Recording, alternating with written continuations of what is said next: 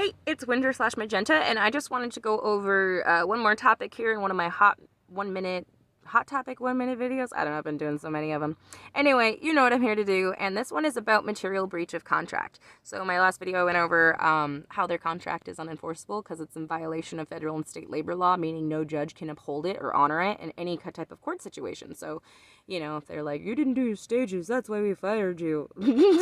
So they just admitted to, firing an independent contractor under false pretenses / working you as an employee. Like, they just screwed themselves over if they try and say that you didn't fulfill your contract.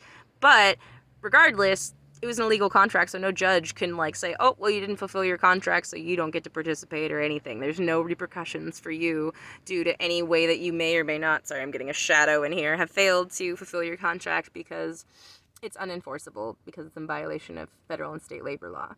And so, aside from that, I did want to go over material breach of contract. So we can still hold them, we didn't write the contract and we're the ones scammed, so we can still hold them to things. And so, in the instance of girls who were charged back rent and then made to pay before they were allowed to work, that's illegal. So in their contract, if you are scheduled for a day to work, and for you girls that are any day you want, it's any day you want, but any day that you are scheduled to work, they cannot deny you a club to work in, which gets interesting because there was a club closure in the Tacoma one, and so all the girls from that DEJAVU came to our Dream Girls. And so in the event, according to their contract, if they were in that kind of position where the club that you were licensed for and that they had you contracted to were to close, they're in material breach of contract. So it is their job. They should have bought your license. All of you should have been transferred at no cost to you immediately so that you could work.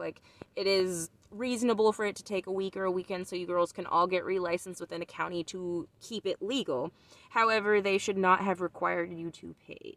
And so it gets to be very interesting when it comes down to material breach of contract. I was injured, and so I was there for a couple weeks working injured because I was excused from stages. When I told the woman when I was hired that I was injured, she's like, oh, you're an independent contractor. You choose all your own tasks. You do what you want. And so anyway, I worked for a bunch, I think it was 2 weeks, and I made a bunch of money, and I was doing great. I wasn't doing stages. I was taking it real easy, and I was making enough. I was comfortable with it. And then the girl pitches a fit and finds out that, yes, I was approved, but she wants me to do stages, and they decided that my manager has the right to require me to do stages, which is excuse me? It's one of the first off things. If you're an independent contractor, you do not have a manager, you pick your own tasks, and no one can tell you what to do. If you're doing something for them, they have to pay you. That is the law. You don't have the option of doing it for free. That is the law. And so they definitely can't require all of this from you. And so I was injured, worked 2 weeks, and then told that unless I wanted to do stages when I needed an MRI on my knee, that I wouldn't be able to work. And I was like, no, I'm working just fine. I'm an independent contractor. I'm making money giving dances, and I choose not to do stages because me and my doctor agree that's not a good thing right now. And they're like, well, that's your job, and that's the thing. If I had a job, you'd have to pay me because I'd be working for you. But because I rent a space from you and I can pick my own tasks, I don't have a job. I'm my own boss. Hence, I pay $200 in rent a day. So, yeah. Those would be pretty good examples of material breach of contract. I was requiring that they pay me $300 each day for the days that I couldn't come into work, because those days where I came in and because I refused to do my stages, they would not let me work. They're in material breach of contract, not me. Even though I'm not fulfilling my contract, because my contract is unenforceable because it is in violation of federal and state labor law, they can't require me to do stages, and if they're preventing me from doing work because they're trying to get me to do something illegal, they're in trouble, not me, and they're in material breach of contract.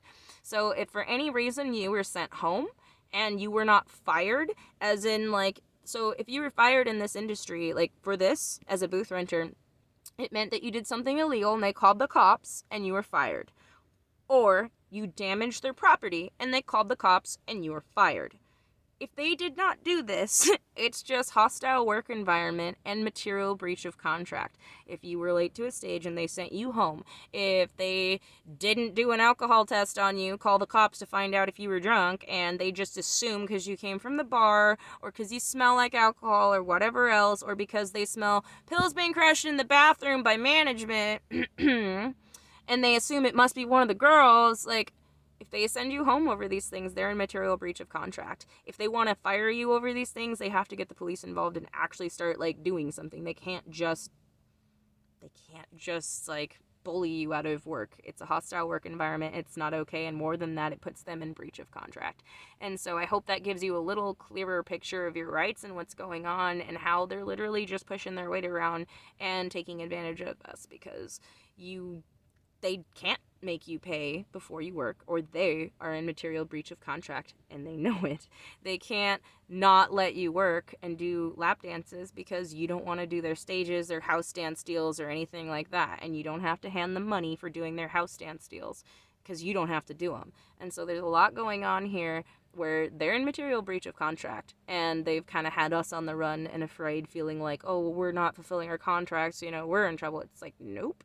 Outside of that club, in any courtroom, nobody cares about us fulfilling contracts. Everyone feels bad for any time we even tried to fulfill our contracts because we're being so badly abused.